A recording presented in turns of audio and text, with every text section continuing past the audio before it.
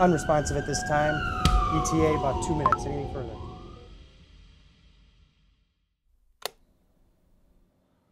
My name is Dominic Tierno. Since I graduated high school in 2014, I've had the great honor of directing a number of documentary films about drugs and drug addiction.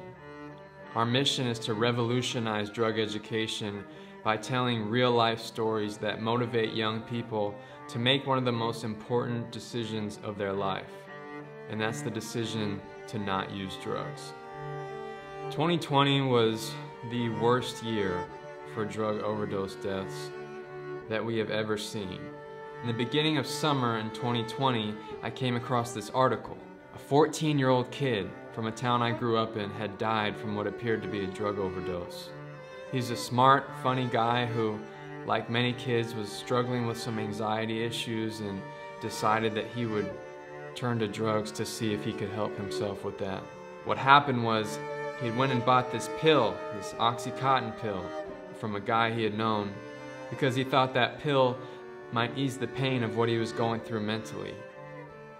Well, he didn't know it, but that Oxycontin pill wasn't a real Oxycontin pill. It was a fake pill. It looked just like the pill that he wanted to try, but instead of Oxycontin, it was made with fentanyl, a synthetic opioid known to be 50 to 100 times the strength of morphine. That one pill he took that night killed him almost instantly, and his mom found him dead in his bedroom the next morning. Before I can even finish that article, I'm scrolling through and I see another linked article. Not far away, around the same time, another 14-year-old dead from fentanyl. So then I go back to Google and I type in fentanyl deaths. I hit search, and then it all made sense. I saw another kid, and I saw high school students, college students, young adults, all recent, all over the country, all dead from fentanyl. And so I'm looking at that and I'm saying, these aren't just normal overdose deaths. These people think they're taking one drug and turns out they're being killed. Why have we not heard about this? It's a drug 50 times more potent than heroin, and doctors say just touching it can send you to the emergency room.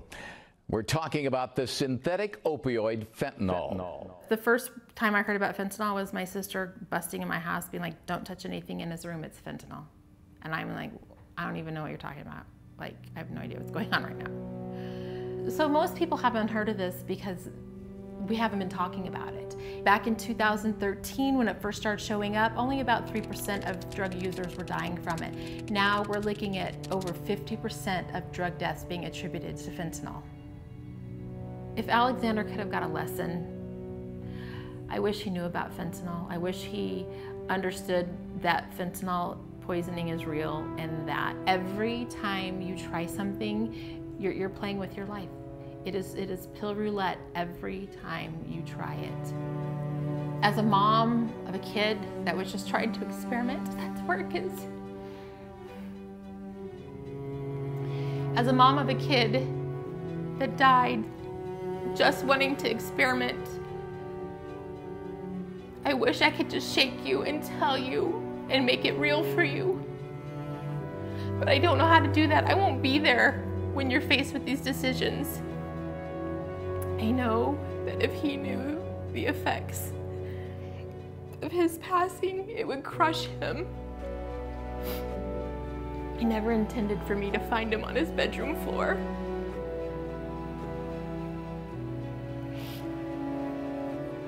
He never intended for his dad to administer CPR, trying to save his life while we were waiting for the paramedics. Even his 12-year-old sister wanted to run in there and try to help do CPR, but I held her back. Alex didn't intend for me to see him wheeled away on a stretcher and put into an ambulance.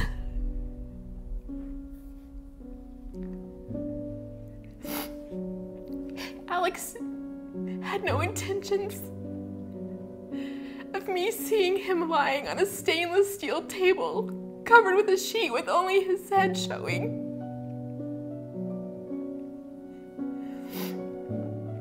Alex had no intentions of me knowing what it felt like to kiss his face for the last time. The images that I'm left with of that day replay in my mind on a regular basis. Please do not put your family through this. And please, please, please, I beg of you, learn about fentanyl now. Don't wait until your best friend has died, or a brother or your sister. Learn about it now so you can help your friends. You can tell them, you can warn them. You can be a very important part of saving lives. This would be how much cocaine somebody would have to ingest to kill them. This is the approximate number of prescription pills one would have to ingest to kill them.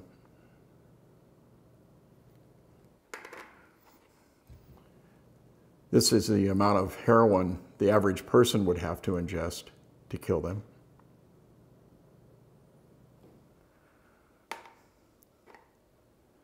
Fentanyl. You're gonna have to bring that camera up here real close to see it. This much fentanyl would kill you and I if we split it. They put fentanyl in cocaine. They put fentanyl in heroin. They put fentanyl, as we already know and talked about, into counterfeit pills. It's odorless, it's tasteless, you don't know it's there. And when you find out it's there, it's too late. You won't even know it. You'll be dead. 2,500 people would be killed by that amount of fentanyl. Does that sound like a drug to you? Does that sound more like a poison? I was a police officer for 31 years, and during my time in narcotics, I'd never heard of fentanyl. In homicide, I saw many, many tragic things. I saw people that were killed by shootings, stabbings, beatings. Nothing that I saw at that particular time would have ever prepared me to see Jessica. I was at work. I got a telephone call from my wife, Cherie. She was frantic, uncontrollable, screaming into the phone about Jessica. And I knew something had happened. Jessica lived with her boyfriend, Nicholas, and a stupid decision in which they ordered and had some cocaine delivered to them, to their house, resulted in them ingesting it. And my daughter, at that particular time, became forever 29 years of age. Jessica didn't want to die. She has a beautiful daughter, Alara, who is now with Cherie and I, and we are raising. And she had everything to live for. Jessica knew about fentanyl, you know, from talking about this issue after she died with her friends. I discovered that Jessica had a friend that had even died a couple of weeks prior to her death. And Jessica had spoken to her friends about being afraid. Well, if you knew about it, why would you even risk it, sweetheart? You knew it. Why did you make that bad decision? Who knows? Those are things that you'll never answer. We're just trying to prevent it from happening to somebody else.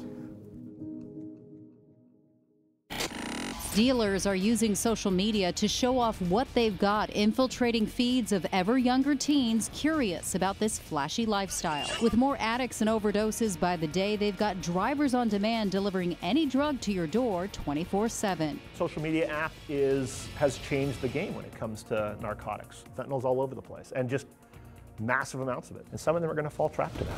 4 years ago, DEA in Arizona seized 0 fentanyl. This last year, we seized enough fentanyl to kill 70 million people. You're playing Russian roulette out there when you're taking these pills and you're buying this stuff off the street. Social media has completely changed the landscape of the drug trade. Most people start by searching for what they think are prescription medications, and drug dealers respond saying that's what they have. But what you have to be careful about is what you're asking for and what you get can be two different things. And if you're buying the stuff from somebody online, their bottom line is they're just looking to make a quick buck. They don't have your best interest in mind. They'll tell you whatever you want to hear. Unless you're getting these drugs from your doctor or a licensed pharmacy in a bottle that has your name on it, you may as well assume these drugs are fake. You're not getting the real thing. Fentanyl's literally taken over the drug market. It's in everything. It's in meth, it's in cocaine. Obviously the counterfeit pills that are out there, we're starting to see it showing up now in marijuana. The people who make this stuff, who are putting the fentanyl in everything, they have one goal: to get you hooked. Fentanyl is highly, highly addictive. They're gonna trick you into thinking you're getting something you're not, to take you down that rabbit hole, to get you hooked on fentanyl and have you become an addict. Because to them, you're a customer, and you'll be a returning customer at that point. One of those times, you're gonna get enough fentanyl to kill you. Alex was in her bedroom at night, getting ready for bed. She went on social media in search of oxycodone. It wasn't hard for her to find a drug dealer, and she had what she thought was oxycodone delivered to our house. One pill had enough fentanyl to kill 5 people. My daughter took half of this pill and died instantly. In an instant, my life was changed forever. My last memory of my daughter is of her being wheeled out on a gurney. I saw my daughter brought into this world, and I saw her leave this world.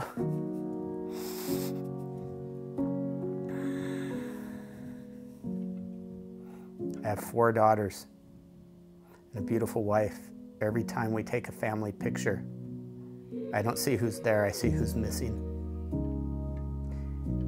It's an odd feeling to looking forward to dying, because you know that's when your heart will be made whole again. Alex would have never wanted this. Don't do it to your parents.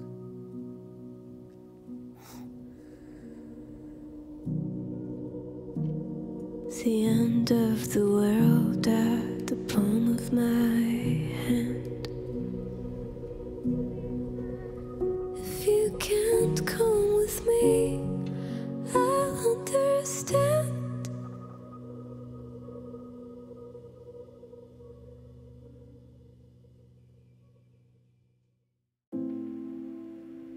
It was March 31st. And that evening was one of the most special evenings we had had in a long time. I told him to come downstairs. I wanted to hug him. I don't know why. And he came down the stairs and he hugged me and he said, "Dad, I'm so sorry for all the things that I had put you through in the past." And I said, "Don't worry about it, Daniel. You're just a kid and you're just learning, but you're going places. You got a great future coming ahead of you. I'm just so proud of you. You have no idea." All right, Dad, good night. Love you. Good night, son. I love you too. See you tomorrow morning. Next day, about 8 o'clock in the morning, when I walked into his room, he was in a lying position facing up against the headboard with his hands over his chest. And I saw his eyes. He had a little blue on top of his lips. I screamed at the very top of my lungs. Daniel. Daniel. Daniel.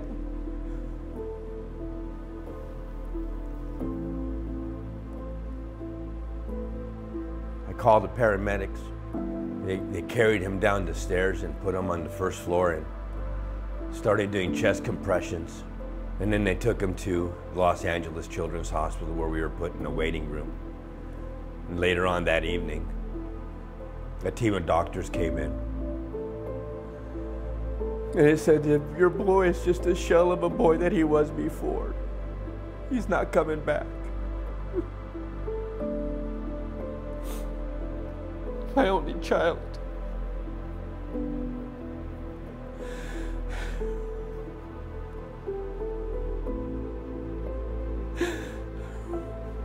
I couldn't protect them. I couldn't save his life. I couldn't save my son, Daniel. My son is gone. It wasn't supposed to be this way. He was supposed to graduate from high school this year. If you love yourself, if you respect yourself, if you love life, you have a choice. Because it is between life or death. This is no joke. You can and will die. How do I know this? I can tell you that I've met thousands upon thousands upon thousands of parents nationwide. I wish somebody had sat me down and had this talk with me about what fentanyl does to people. I didn't get that chance. You do.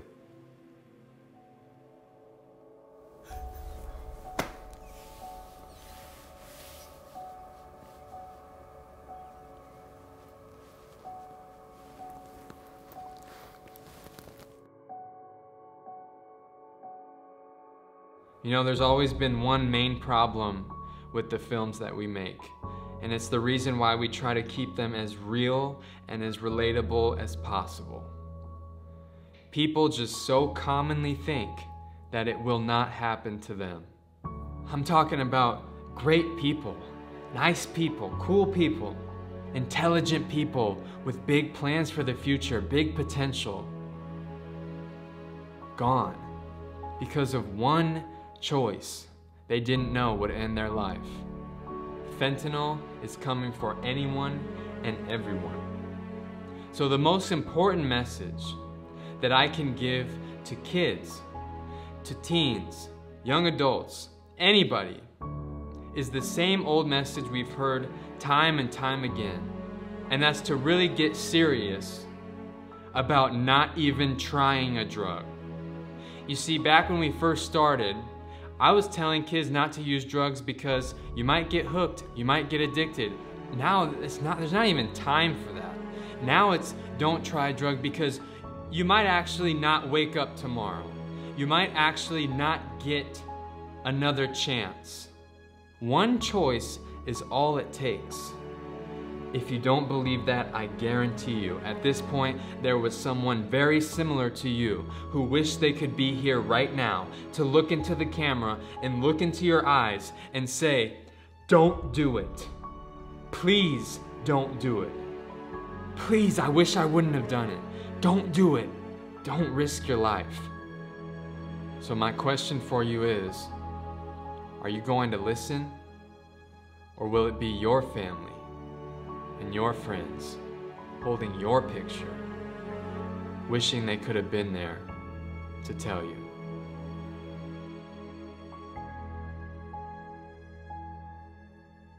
This is my son, Alexander.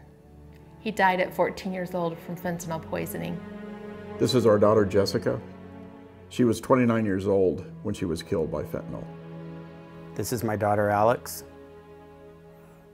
She was murdered at 20 years old by a drug dealer who sold her a counterfeit pill made of fentanyl. This is my son, Daniel Joseph Puerta Johnson, killed at the age of 16 by illicit fentanyl. This is my son.